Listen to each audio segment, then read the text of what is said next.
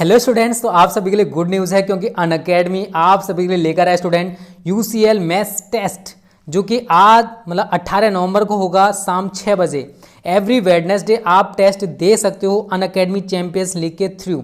Attempt live exam and win prizes and scholarships. आप exam देकर prizes जीत सकते हो और स्कॉलरशिप भी जीत सकते हो, एनरोल कर सकते हो फ्री ऑफ कॉस्ट। इस वीडियो के डिस्क्रिप्शन में मैंने लिंक दे रखी है। जो बच्चे 1 से लेकर 10 रैंक तक आएंगे उनके लिए 10,000 रुपये तक के इनाम दिए जाएंगे। जो बच्चे 11 से लेकर 30 तक आएंगे रैंक में आएंगे उनके लिए 5,000 रुपये तक के इनाम मिलेंगे। और जो बच्चे 31 से लेकर 50 रैंक तक आएंगे उनके लिए 3,000 रुपये तक के इनाम दिए जाएंगे। तो बहुत ही अच्छी गुड न्यूज़ है आप सभी के लिए। तो आज ही एनरोल कर लो फ्री ऑफ कॉस्ट। इस वीडियो के डिस्क्रिप्शन में आपको लिंक मिल जाएगी। ओके, हेलो स्टूडेंट, स्वागत है आप सभी का आपके अपने YouTube channel smart study classes पर। तो आप सभी को पता है स्टूडेंट कि इस टाइम हम आपको रे ऑप्टिक्स के प्रैक्टिस सेट करा रहे हैं। और आप सभी को मैंने बताया था कि जो रे ऑप्टिक्स है स्टूडेंट, इसके प्रैक्टिस सेट हम 5 पार्ट में कराने वाले हैं। प्रकाश का परावर्तन तथा गोलीय दर्पण, प्रकाश का गोलीय पृष्ठों पर अपवर्तन लेंस, और तीसरा स्टूडेंट हमारा प्रिज्म द्वारा प्रकाश का अपवर्तन तथा परिक्षेपण। चौथा होगा स्टूडेंट आपका मानव नेत्र तथा दृष्टि दोष, और 5वां होगा प्रकाशिक यंत्र। तो ये रे ऑप्टिक्स के ही 5 पार्ट हैं। ठीक है, तो 2 हमारे कंप्लीट हो चुके हैं। आज मैं आपको तीसरा कराऊंगा प्रैक्टिस सेट, जिसका नाम है प्रिज्म द्वारा प्रकाश का अपवर्तन तथा परिक्षेपण। और बहुत ज़्यादा इंपॉर्टेंट है स्टूडेंट ये क्वेश्चंस।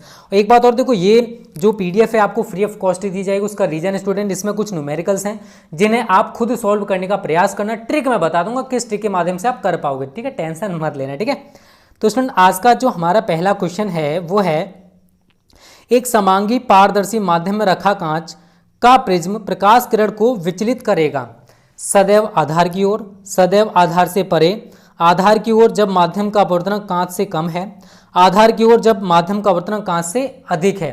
तो स्टूडेंट समझने का प्रयास करना। देखो, अगर हम किसी भी कांच के प्रिज्म की बात करें, ठीक है, तो अब समांग पारदर्शी माध्यम है, कांच का प्रिज्म एक रखा हुआ है, और अब हमने कोई किरण डाली। ठीक है ना, अगर किरण कोई डालेंगे तो ये जो किरण है ऐसे करके आधार की ओर मुड़ेगी, आधार की ओर। लेकिन इसकी भी कंडीशन है कि जो माध्यम का अपवर्तनांक है वो कांच से कम हो। जैसे यहाँ पर वायु हो, अब कांच हमारा प्रिज्म आप सभी को पता कांच का बना हुआ है, तो जहाँ से जा रही है उसका अपवर्तनांक कांच से कम होना चाहिए। ठीक है स्टूडेंट, तो जब माध्यम का अपवर्तनांक कांच से कम है तो आधार की ओर विचलित हो जाएगी। ये जो प्रकाश किरण आपको दिखाई दे रही है, ये क्लियर है सभी को। चलो आगे बात करते हैं अगले क्वेश्चन की। ये न्यूमेरिकल है, समझने का प्रयास करना। 60 डिग्री प्रिज्म के अपवर्तक पृष्ठ पर जब प्रकाश की किरण 50 डिग्री पर आपतित होती है तब किरण अल्पतम विचलन होती है, अल्पतम विचलित होती है। तो विचलन कोण हमको बताना है स्टूडेंट कि कितना होगा। तो पहले आप सारी वैल्यूज लिख लीजिए क्या क्या आपको दे रखा है। 60 डिग्री प्रिज्म के अपवर्तक पृष्ठ पर, तो प्रिज्म कोण दे रखा है ए बराबर आपको 60 डिग्री, 50 डिग्री पर आपतित होती है। तो आपतित किरण है आई कितना दे रखा आपको 50 डिग्री, और डेल्टा एम आपको निकालना है। तो आप सभी ने एक सूत्र पढ़ रखा होगा, प्रिज्म वाले चैप्टर आपको पढ़ा चुका हूं मैं। डेल्टा एम बराबर 2i माइनस ए। ठीक है बच्चों, तो 2i की जगह 50 लगाओगे तो 50 दूनी 100 माइनस ए की जगह कितना लगाओगे 60। तो 100 में से अगर आप स्टूडेंट 60 घटाओगे तो कितना निकल के आ जाएगा? सीधा सीधा स्टूडेंट आपका 40 डिग्री आंसर निकल के आएगा। तो दूसरे क्वेश्चन का हमारा जो है स्टूडेंट सी ऑप्शन एकदम सही होगा, 40 डिग्री। चलो आगे बात करते हैं, इंपॉर्टेंट है, इसको आप खुद करने का प्रयास करना। तरीका मैं आपको बता दे रहा हूँ। प्रकाश की एक किरण है समबाहु प्रिज्म। समबाहु का मतलब जानते हो, जिसकी तीनों भुजाएं समान हो, और इसमें जो एंगल होंगे ना ये सभी ये 7-7 डिग्री के होते हैं, क्योंकि तीनों कोणों का योग जो है स्टूडेंट वो 180 डिग्री होगा। तो प्रिज्म कोण आपको यहाँ पर नहीं दे रखा है, बट इस समबाहु प्रिज्म में ये जो कोण है स्टूडेंट वो 60 डिग्री का होगा। तो इनडायरेक्टली इसने ए आपको दे दिया है 60 डिग्री। ठीक है, तो समझने का प्रयास करना।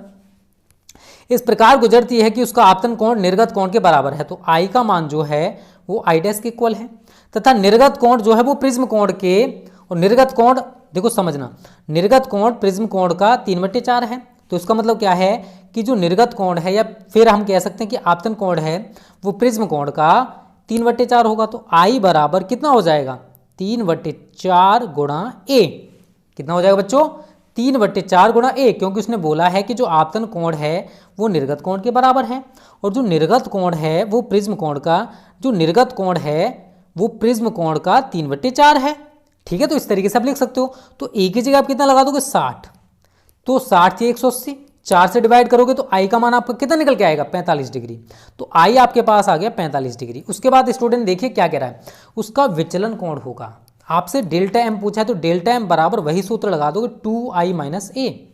ठीक है, तो 2i की जगह कितना यूज करोगे आप 45 माइनस ए की जगह कितना यूज करोगे 60। तो 45 दूनी 90 माइनस 60 कितना आ गया स्टूडेंट 30 डिग्री। ठीक है ना, कितना आंसर आ जाएगा इसका 30 डिग्री। एक बार आप खुद करके देखने का प्रयास करना स्टूडेंट कि इसका आंसर आपका कितना आ रहा है। ठीक है, बट यहाँ पर यही है 3/4 है, अपवर्तनांक भी आपको दे रखा है। तो ये 39 डिग्री ना होगा स्टूडेंट, ये 30 डिग्री होगा। ठीक है ना, गलती से लिख गया होगा। ठीक है, 30 डिग्री आपका आंसर आएगा। एक बार आप खुद करके देखना जैसे मैंने बोला है वैसे। 39 डिग्री नहीं, यहाँ पर 30 डिग्री होगा। एक बार आप खुद करके देखना, अगर कोई मिस्टेक होगी तो आप कमेंट करके बता दें। ठीक है, कोई दिक्कत नहीं, क्योंकि मैं ओरल आपको बता रहा हूँ और जब हम प्रैक्टिस सेट बोर्ड पे पढ़ाएंगे तो आपको पूरा डिटेल में सॉल्यूशन कराऊंगा, उसकी भी टेंशन मत लेना। ठीक है, चलो 39 भी हो सकता है, ट्राई करके देखना कितना आ रहा है आपका। ठीक है, चलो आगे बात करते हैं स्टूडेंट। 3 क्वेश्चन हमारे कंप्लीट हो चुका है। क्वेश्चन नंबर 4, यदि प्रिज्म कोण तथा न्यूनतम विचलन कोण प्रत्येक ए है। ठीक है, अब हम लिख सकते हैं कि डेल्टा एम बराबर भी कितना यूज करना आपको ए।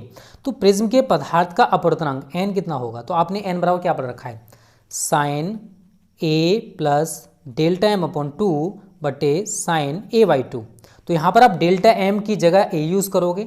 आप कैलकुलेशन करके देख लेना, इसका जो भी आंसर आए आप मुझे कमेंट करके बच्चों जरूर बताना। ठीक है, जो भी आंसर आए, बहुत सिंपल सा क्वेश्चन है। Practice makes perfect. जब तक आप खुद प्रयास नहीं करोगे, मैं कितना भी आपको समझा लूँ वो आपकी समझ में नहीं आने वाला। तो प्रैक्टिस करो ज़्यादा से ज़्यादा। इन क्वेश्चंस को आप खुद लगा के देखना। प्रैक्टिस सेट की पीडीएफ भी आपको फ्री ऑफ कॉस्ट दी जा रही है। और एक बात और, अगर आपको ऑल सब्जेक्ट के इसी प्रकार के प्रैक्टिस सेट चाहिए या फिर आपको ऑल सब्जेक्ट नोट्स चाहिए, इंपॉर्टेंट क्वेश्चन चाहिए, प्रैक्टिस सेट चाहिए, तो उसके लिए आप हमारा क्रैश कोर्स ज्वाइन कर लो। इस टाइम टारगेट 90+ बैच भी उसी में फ्री मिलेगा। फीस भी केवल 499 रुपये है। बोर्ड एग्जाम्स तक का 3 महीने का फी 499 है। तो टाइम वेस्ट मत करो, फी बहुत कम है। आप मॉडल पेपर और अनसॉल्ड खरीदोगे तो इतना पे कर सकते हो, बट यहाँ पर आपको बहुत कुछ मिलेगा। ठीक है, उसके लिए पे आपको केवल 499 ही करना है। चलो आगे बात करते हैं। किसी द्रव से भरे हुए खोखले प्रिज्म में से अल्पतम विचलन कोण, तो डेल्टा एम आपको दे रखा है इसने 30 डिग्री। प्रकाश की किरण 30 डिग्री कोण पर अपवर्तित होती है, तो आर आपको दे रखा है 30 डिग्री। तो द्रव का अपवर्तनांक मतलब एन आपसे पूछा है। तो स्टूडेंट यहां पर आप ए निकाल सकते हो, क्योंकि आप सभी ने एक सूत्र पढ़ा होगा आर बराबर ए बाई 2। तो अगर आप ए निकालोगे तो ए बराबर क्या हो जाएगा 2r। आर की जगह कितना लगाओगे 30, तो हमारा ए का मान कितना आ जाएगा स्टूडेंट, ए बराबर आ गया 60 डिग्री। और डेल्टा एम हमारे पास कितना है 30 डिग्री है। तो आप सभी ने एक सूत्र पढ़ रखा है डेल्टा एम बराबर n-1a। बताओ, सभी ने पढ़ा है ना।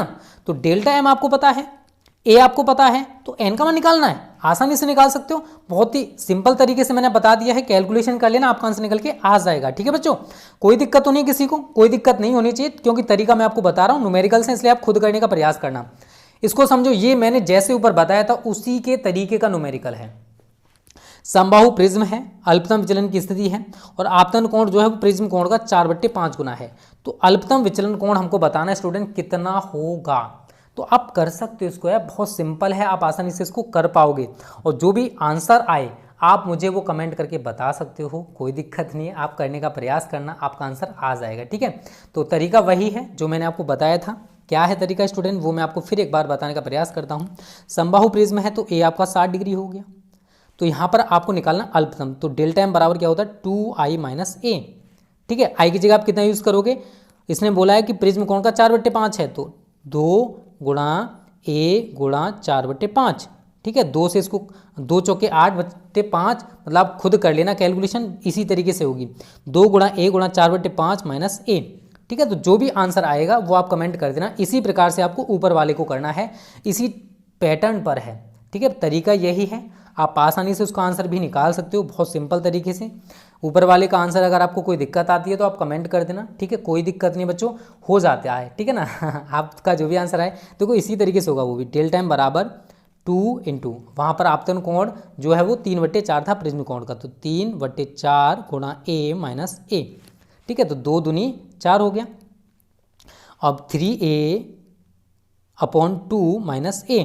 ठीक है, यही तो है, और ए हमारा 60 डिग्री है, तो आप वैल्यू लगा सकते हो, लगाना चाहते हो तो यहाँ पर 3 गुणा 60/2 माइनस 60, तो 6 18, 18 में से 18/2 है, तो 90 आ गया, 90 में 60 घटाओ 30 डिग्री आंसर आ रहा है स्टूडेंट ऊपर वाले का, ठीक है ना, आप खुद कर लेना, इतना ही आएगा। 7वां क्वेश्चन है प्रिज्म के अल्पतम विचलन कोण का जो मान है वो किस पर निर्भर करता है। तो देखो आप सभी ने पढ़ा है डेल्टा एम बराबर बच्चों n-1 a। तो जो अल्पतम विचलन कोण है ये प्रिज्म कोण पर और अपवर्तनांक पर निर्भर करता है। तो हमारा सी ऑप्शन एकदम सही हो जाएगा, प्रिज्म कोण और अपवर्तनांक पर, ठीक है ना। तो सिंपल सा सवाल था। आगे बात करते हैं, एक पतले प्रिज्म द्वारा उत्पन्न विचलन कोण निम्नलिखित में से किस पर निर्भर नहीं करता है। तो हमें बताना है स्टूडेंट कि किस पर निर्भर नहीं करता है, ठीक है। तो यहाँ पर आपको 4 ऑप्शन दे रखे हैं और आप सभी ने क्या पढ़ रखा है, यहाँ पर बात कर रहा है किसकी, विचलन कोण। पतला प्रिज्म है तो डेल्टा एम बराबर होता है n-1 a। तो देखो अपवर्तनांक पर करेगा, क्लियर है, प्रिज्म कोण पर भी करेगा, क्लियर है, माध्यम जिसमें प्रिज्म रखा है उस पर भी डेल्टा एम का मान डिपेंड करेगा, बट आपतन कोण आई पर डिपेंड नहीं करेगा। तो हमारे इस वाले क्वेश्चन का डी ऑप्शन एकदम सही हो जाएगा, ठीक है। 9वां क्वेश्चन है आकाश का रंग जो है वो नीला क्यों दिखाई देता है। तो इसका रीजन तो आप सभी बच्चे जानते होंगे, प्रकीर्णन के कारण होता है, स्कैटरिंग ऑफ लाइट, ठीक है। अगला क्वेश्चन भी देखो इसी से रिलेटेड है, उदय व अस्त होते समय सूर्य जो है वो लाल रंग का, ताम्रवर्ण का मतलब लाल रंग का दिखाई देता है, उसका रीजन क्या है, तो वो है स्टूडेंट प्रकीर्णन से। तो ये तो थे स्टूडेंट इंपॉर्टेंट ऑब्जेक्ट क्वेश्चन जो कि इस चैप्टर से पूछे जा सकते हैं। अब मैं आपको कुछ शॉर्ट टाइप क्वेश्चंस बता दे रहा हूँ जो कि यहाँ से बन सकते हैं, उनको भी तैयार कर लेना। तो इस चैप्टर से जितना भी कुछ बनेगा वो इस प्रैक्टिस सेट में आपको मिल जाएगा। किसी पतले प्रिज्म द्वारा उत्पन्न विचलन किन किन बातों पर निर्भर करता है। एक प्रिज्म के लिए किरण आरेख खींचना है और कोणीय वर्ण विक्षेपण को प्रदर्शित करना है।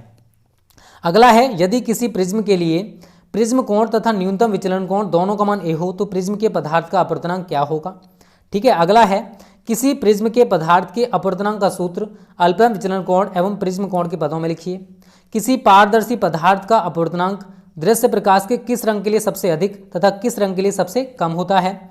यदि किसी प्रिज्म पर लाल, पीला तथा हरा तथा बैंगनी प्रकाश डाला जाए तो किस रंग के प्रकाश के लिए विचलन कोण सबसे अधिक होगा और किस रंग के प्रकाश के लिए सबसे कम होगा। किस प्रिज्म के लिए न्यूनतम विचलन की शर्त लिखिए। कोई भी प्रिज्म है उसके लिए न्यूनतम विचलन की शर्त लिखनी है। किसी प्रिज्म के लिए आपतन कोण तथा विचलन कोण के बीच ग्राफ खींचना है और विचलन कोण कब अल्पतम होगा ये भी हमको प्रदर्शित करना है। तो और भी क्वेश्चंस यहाँ पर आप देख सकते हो स्टूडेंट, ये सारे वो क्वेश्चंस हैं जो यहाँ से बन सकते हैं। और लॉन्ग टाइम में तो बस लॉन्ग टाइप में केवल एक क्वेश्चन आप तैयार कर लेना, प्रिज्म के पदार्थ के लिए अपवर्तनांक का सूत्र अल्पतम विचलन कोण एवं प्रिज्म कोण के पदों में। तो n बराबर sine a plus delta m बटे 2 बटे साइन a/2। तो इसको आप तैयार कर लेना, यहाँ से केवल यही क्वेश्चन बन सकता है लॉन्ग में। शॉर्ट में आप ये सारे के सारे तैयार कर लेना स्टूडेंट, जो मैंने यहाँ पर लिख रखे हैं सारे क्वेश्चन आप देख सकते हो एक एक करके। और इसकी PDF आपको इसी वीडियो के डिस्क्रिप्शन में मिल जाएगी, उसको डाउनलोड कर लेना और इन क्वेश्चन को सॉल्व करने का प्रयास करना। किसी भी क्वेश्चन में आपको कोई भी डाउट हो आप कमेंट करके बता सकते हो, ठीक है, कोई नहीं चलेगा, ठीक है। और अगर आपको इस टाइप के ऑल सब्जेक्ट चाहिए तो यहाँ पर लिखा हुआ है, आपको केवल 500 रुपये में सब कुछ दिया जाएगा। तो आज की वीडियो आपको कैसी लगी कमेंट करके बताना, अच्छी लगी तो वीडियो को लाइक और शेयर कर देना। ओके स्टूडेंट्स, थैंक यू, जय हिंद, जय भारत।